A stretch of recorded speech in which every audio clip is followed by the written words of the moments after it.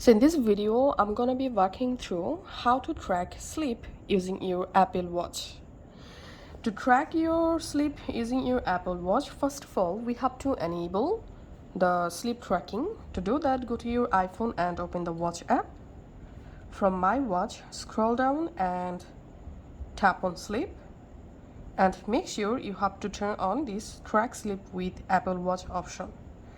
Now we have to schedule our bedtime. To do that, on your iPhone, open the Health app. Tap on the search icon. From Health categories, you have to tap on Sleep.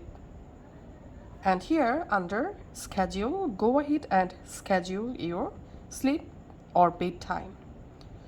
After that, you have to wear your Apple Watch on your wrist. So ensure your Apple Watch is snug but comfortable on your wrist, and make sure it's not in low power mode, as these can interfere with sleep tracking. The watch will automatically detect when you fall asleep and wake up. And now to check your sleep details, you can just go to your Apple Watch app screen and just open the sleep app, and here you will get your sleep details.